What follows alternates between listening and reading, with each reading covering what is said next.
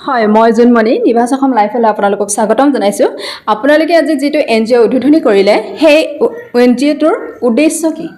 হয় প্ৰথমে মই এই নিভাজ অসম যোনটো নিউজ চেনেল আপোনালোকক মই থেংক ইউ কৈছোঁ যে এটলিষ্ট আপোনালোকে কভাৰ কৰিছে আমাৰ এই আজিৰ অনুষ্ঠানটো।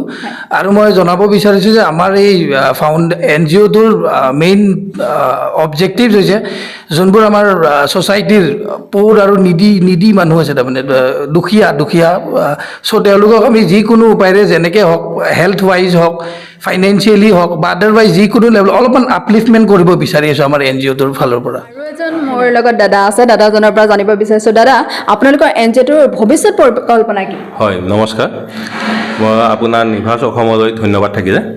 আমাৰ NGOটোৰ ভৱিষ্যত পৰিকল্পনা হ'ল আমি এখন বৰ্তমান স্বৰ্গৰাজ হ'ব বিচাৰিছোঁ।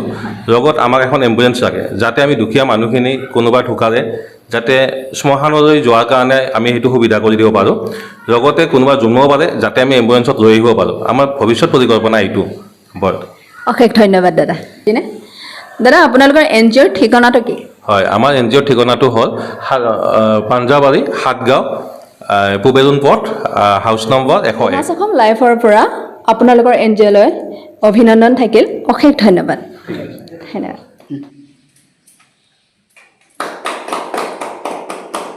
কোৱা এইপিনে অলপ আগুৱাই কোৱা।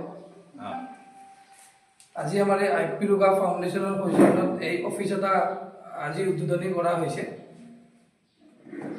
তো আশা ৰাখিছোঁ আপোনালোকে এই অফিচটোৰ NGOটোৰ যিখিনি কাম হয় সহায় হ'ব বুলি সহায় কৰিব পাৰিব আৰু আমিও ৰাইজক এই NGOটোৰ দ্বাৰাই সহায় কৰিব পাৰিম বুলি আশা ৰাখিছোঁ। NGOটো মানে ক'ত, এড্ৰেছটো ক'ত? হয়, আমাৰ NGOটোৰ এড্ৰেছ পাঞ্জাবাৰী বাঘৰবুৰী SBI ATMটোৰ ওচৰতে পুবেৰুণ পথ আৰু NGOটোৰ হাউচ নম্বৰ হৈছে হাউচ নম্বৰ 101।